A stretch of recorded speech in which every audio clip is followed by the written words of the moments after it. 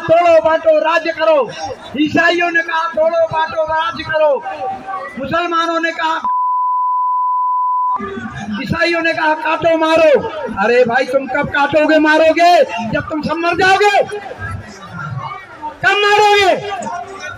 अरे ईसाई मुसलमानों को कब मारोगे? अस्सलाम वालेकुम दोस्तों, मैं हूं शारिब खान। अभी जो वीडियो क्लिप आपने देखी, इस बंदे का नाम है महामंडलेश्वर हरि सिंह। ये 4 फरवरी को दिल्ली के जंतर मंतर पर जाता है और माइक में सबके सामने खड़े होकर के बोलता है कि मुसलमानों को काटो, ईसाइयों को काटो, हिंदुओं अपने घरों में हथियार रखो, सब्जी काटने वाले चाकू से काम नहीं चलेगा। जी हाँ दोस्तों, मैं अभी आपको इसकी वीडियो क्लिप दिखाने वाला हूँ।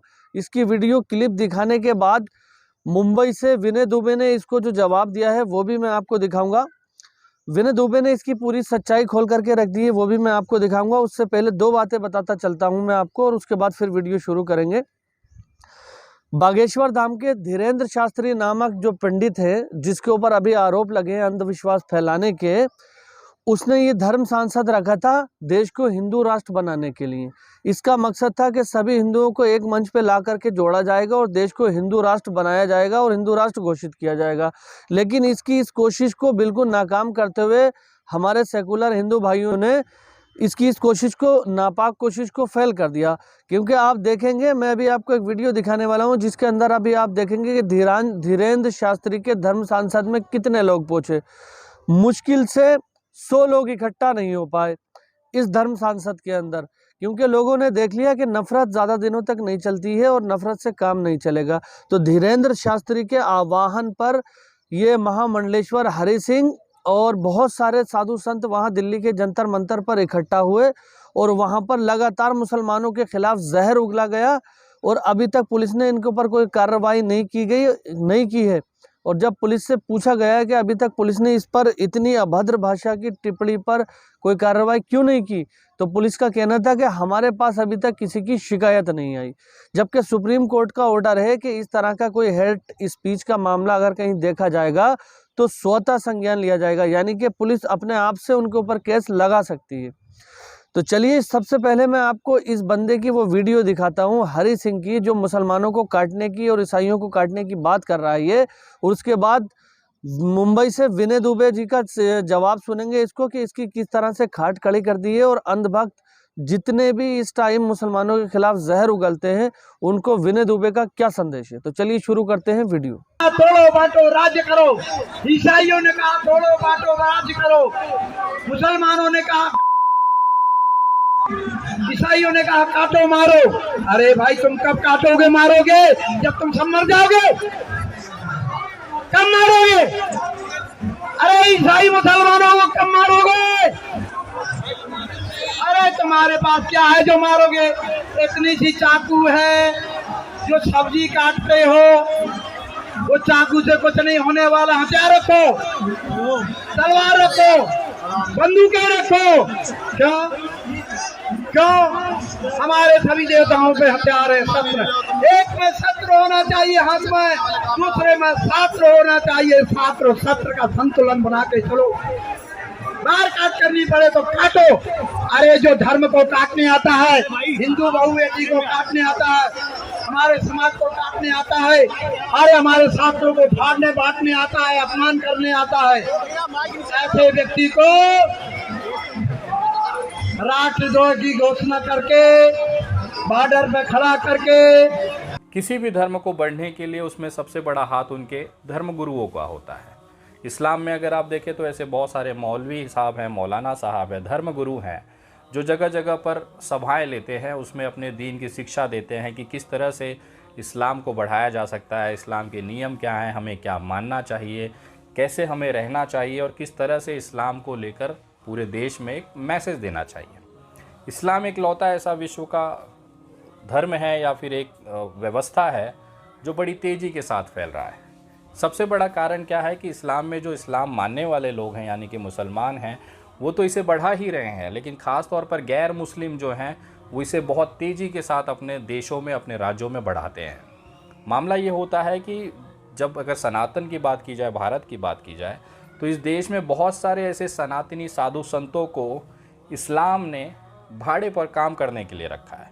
जी हाँ, मैं ये इसलिए कह रहा हूँ क्योंकि वो पहने तो भगवा वस्त्र हैं, माथे पे टीका चंदन लगाकर वो एक अपने आप को सन्यासी दिखाते हैं, साधु संत दिखाते हैं, लेकिन कहीं ना कहीं हर दिन प्रत्येक समय वो केवल इस्लाम और मुसलमानों का प्रचार करते हुए दिखते हैं। जब भी इस तरह की कोई सभा होती है, अगर आप ताज़ा मामला देखें तो 5 फरवरी 2023 को जंतर मंतर पर एक सनातनियों का धर्म संसद आयोजित किया गया। उस पूरे धर्म संसद की अगर आप वीडियो उठाएंगे तो हर वक्ता जो कि साधु के गणवेश में था, साधु संत वाला जैसा हुलिया बनाया था, कितने तो उसमें महामंडलेश्वर थे, उनका पूरा अगर स्पीच उठा के देखेंगे तो केवल इस्लाम और मुसलमान के आसपास फिरता हुआ नज़र आया। उन्होंने कहीं पर भी अपने भाषण में ये नहीं बताया कि हमारी भगवत गीता में ये शब्द का इस्तेमाल हुआ है या ये एक प्रकरण है जिसको हमें अपने आप को अंदर उतारना है और हमें गर्वान्वित महसूस करना है। उन्होंने ये नहीं कहा कि इस प्रभु श्री राम जो थे मर्यादा पुरुषोत्तम थे, किस वजह से थे, किस चीज़ों से थे, अगर हम उसको अपने जीवन में उतारते हैं तो हम भी एक बेहतरीन इंसान बन सकते हैं।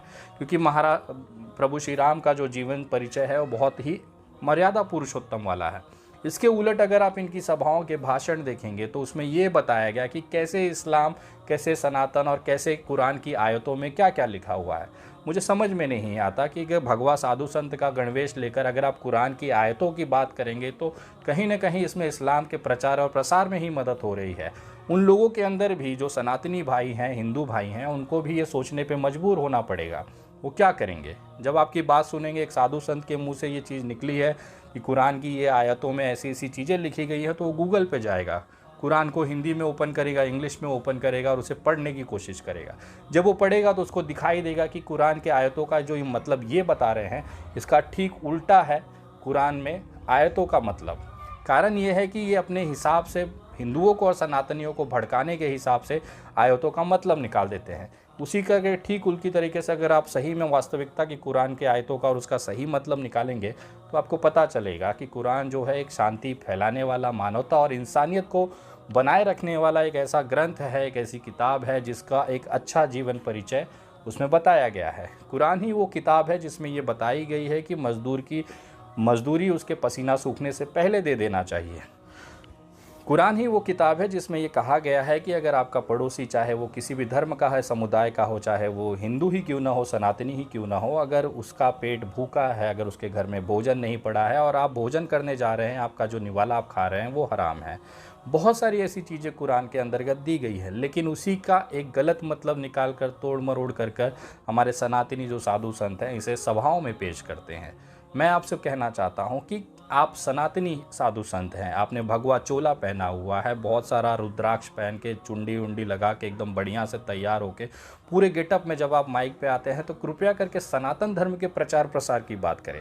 आप मुसलमानों को काट कर इस देश में जो एक तबका है उसे ये प्रभावित करते हैं कि ऐसी क्या बात है, हमारे साधु संत मुसलमानों से क्यों परेशान है। और जब वास्तविकता वो देखते हैं, ज़मीनी स्तर पर जब भाईचारा देखते हैं तो उन्हें ये लगता है कि ये जो साधु संत कोई साधु संत नहीं है, एक नकली गणवेश में बैठा हुआ भारतीय जनता पार्टी का टट्टा है जो केवल अपने मुंह से एक विचारधारा के साथ निकलते हुए मुंह से गंध फैला रहा है जिसकी कोई वास्तविकता हकीकत नहीं है।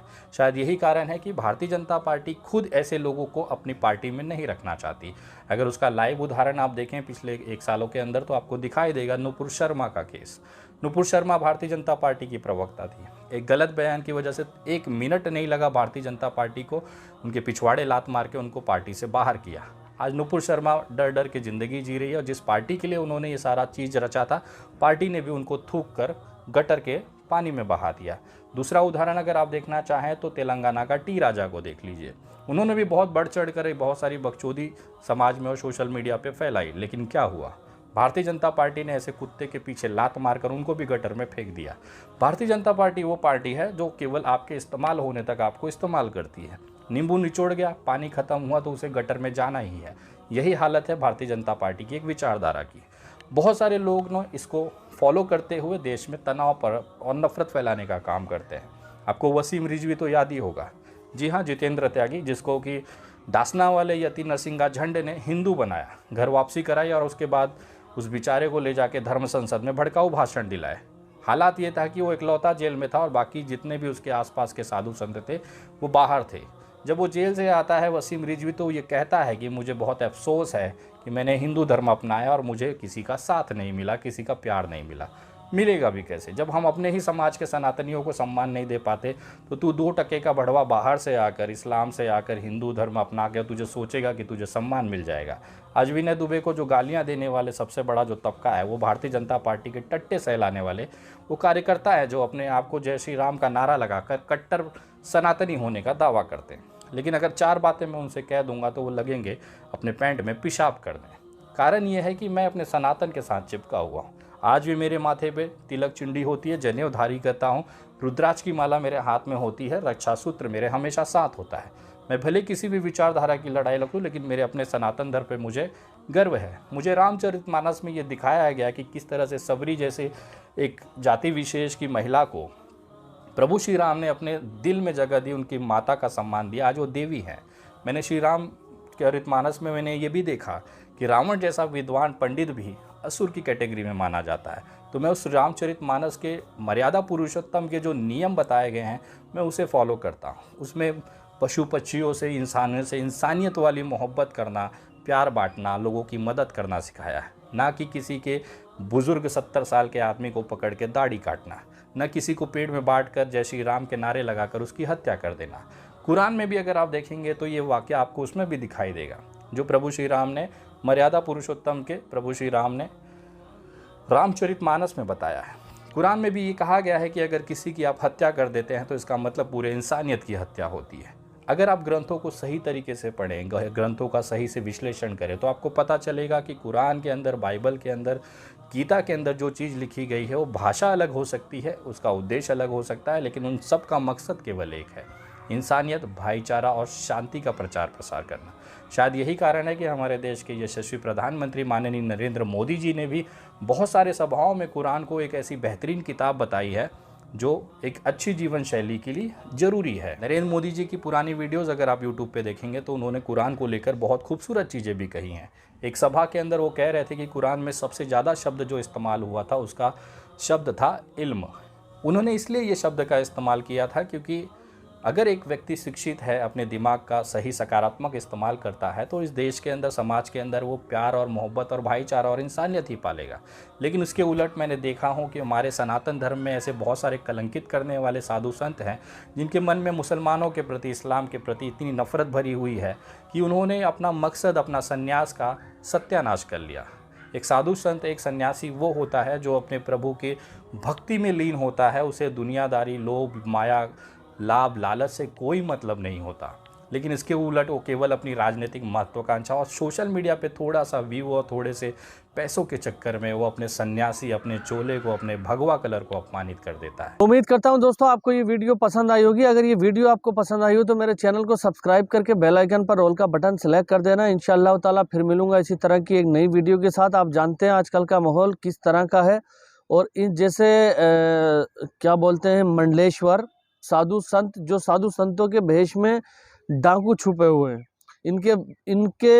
इनका जो वैचारिक है, इनका जो विचारधारा होती है इस तरह की होती है कि साधु संतों का भेष बना करके लोगों के बीच में जाओ, जिससे लोग आपकी तरफ ज़्यादा अट्रैक्ट होंगे और हमारे हिंदू भाइयों के अंदर ज़्यादा नफरत फैलाई जा सकेगी। तो इस टाइम जो भी मेरा हिंदू भाई इस टाइम मेरी वीडियो देख रहा है, मैं ये कहना चाहूँगा कि अपने घर परिवार के बच्चों को इस तरह के साधु संतों के पास बिल्कुल मत भेजो। वो जो खुद अशिक्षित है, आपके बच्चों को भी अशिक्षित और गलत शिक्षा देने का काम करेंगे। तो इंशाअल्लाह ताला मैं ये समझता हूँ कि जितनी भी हमारी कम्युनिटी है यूट्यूब के अंदर, जितने भी हमारे फैमिली मेम्बर है यूट्यूबर, यूट्यूब सब्सक्राइबर मेरे, तो वो माशाल्लाह बहुत समझदार लोग हैं। मैं सब लोगों के कमेंट पढ़ता हूँ, जिस तरह के कमेंट करते हैं बताते हैं कि देश का माहौल इस टाइम जितना सख्त और ख़राब चल रहा है कुछ लोगों की वजह से, उतने ही हमारे देश के अंदर बहुत समझदार लोग हैं।